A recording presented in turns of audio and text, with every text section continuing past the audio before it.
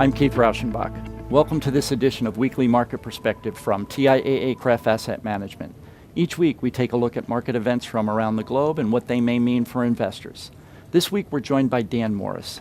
Dan is Global Investment Strategist for TIAA-CREF Asset Management. Dan, it's good to have you back here. Thank you. So Dan, now that things seem to have calmed down a bit in terms of China and Greece and their impact on the markets, it seems that maybe attention is going over to earnings. So in that context, I wonder if you can talk a little bit about what you're seeing in the way of company results over the course of the past quarter, as well as what you think that means for the stock market.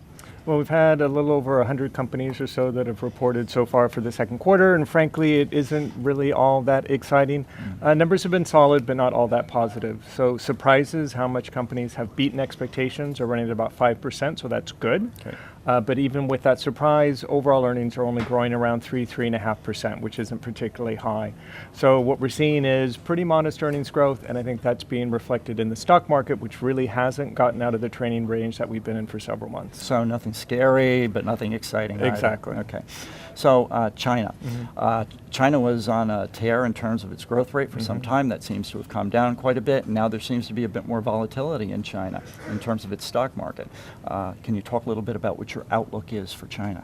Well, kind of two views on that. On one hand, we are starting to see some green shoots in terms of better economic growth, some recovery in the property market.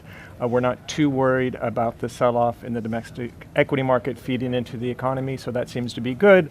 On the other hand, the steep fall that we've seen in commodity prices could be a signal that there's a bigger slowdown in China than we really appreciate at this point.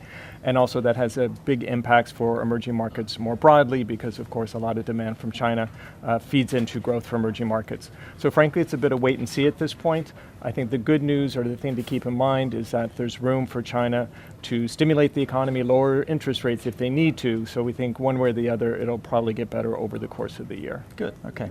Let's talk a little bit about currencies. You know, the US dollar relative to other currencies, it's pretty strong. What are the implications for equity investors? Well, we do think the dollar is going to continue to strengthen. Of course, we had the Fed raising rates. That should boost the dollar, and fundamentally, U.S. economic growth is good. But there's winners and losers. As always in these things, we saw some of the consequences of a strong dollar in the first part of the year when you had, of course, a big negative contribution to GDP growth from net exports, and also some problems for multinationals in terms of their earnings. So that's the cost of having the stronger dollar.